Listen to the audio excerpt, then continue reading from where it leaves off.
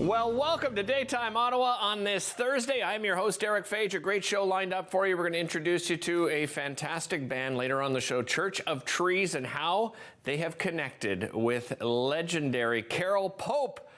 Come on, you know the song, High School, you know it.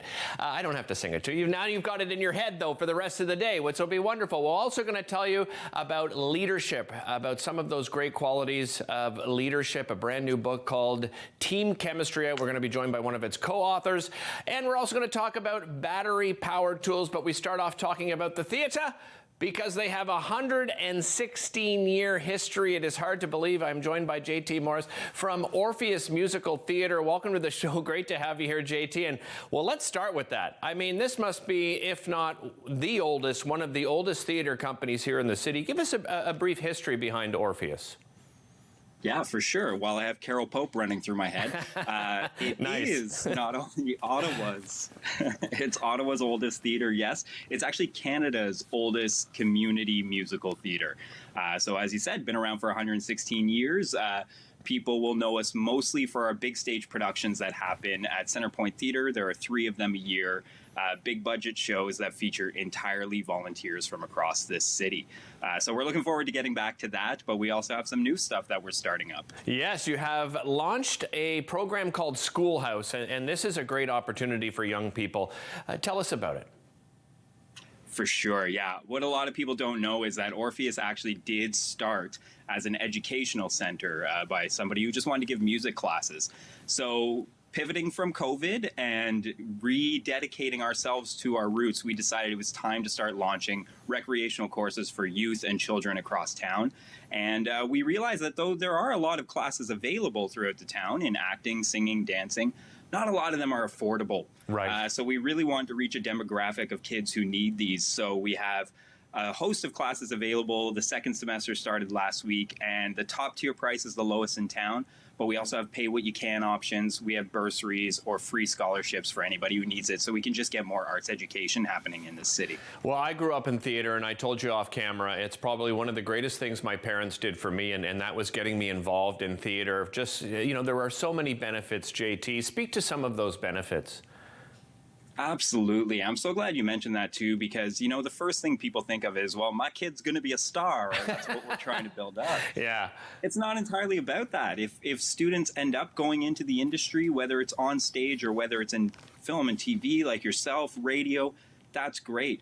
But these are all transferable life skills, right? These will help you in social situations moving forward. They're great for job interviews, good for thinking on the spot. So really what we're looking to do first is just about building confident human beings, right? Everybody can benefit from arts education, and I believe that 100%, whether or not you're going to be on the stage or behind a camera someday. Just use it in your life. It's so beneficial. JT, but let's talk a little bit about those theatrical skills. What kind of skills will young people learn? For sure, really good. Well, one of the other differences, I guess you can say, that we're trying to offer with these courses is that they're advanced training courses by accredited practitioners. So we're hiring only experts in their fields. And what we're doing is we're adapting programming that's often for adults or for college and university age training that is going to get kids started a bit younger so that they have the roots earlier on in life. So right now we have musical theater vocal performance, which is by Stacey Ingray, who actually teaches this course at St. Lawrence College.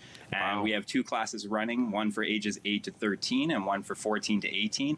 And what they're doing is learning how to break a song down for performance level based on character, technique, and how to work together as a group of singers so that there's an ensemble perspective to it too. And again, not just shining stars.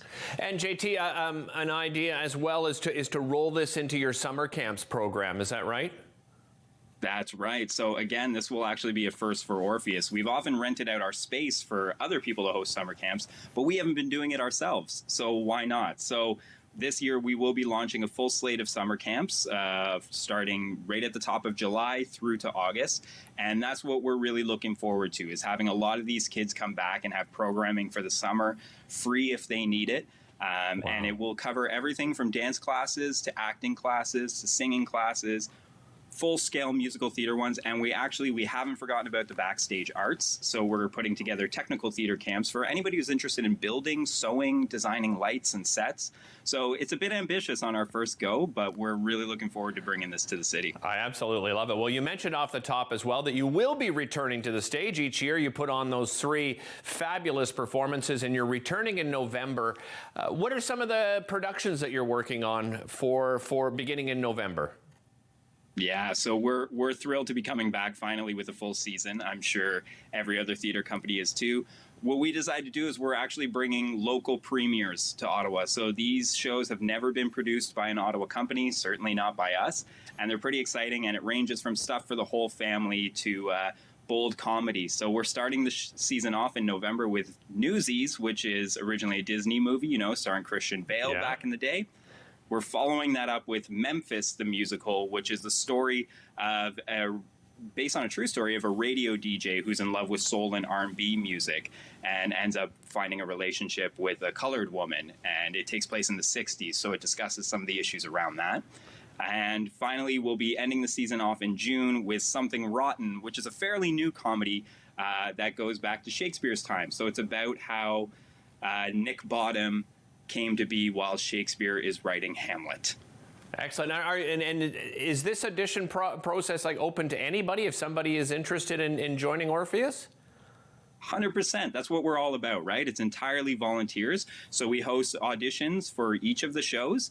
It's usually about 2 to 3 months before. So our first round of auditions will be at the end of August, top of September. Anybody's welcome, regardless of your experience level. We're a very blessed company to have people who have worked in the professional industry, but also people who grow from here and move on to the professional industry or just treat it as a hobby. Yeah, absolutely. So, I can't wait to see you guys back on stage in person. Thanks so much for joining us, JT. Really appreciate it. Orpheus-theater.ca to find out more information.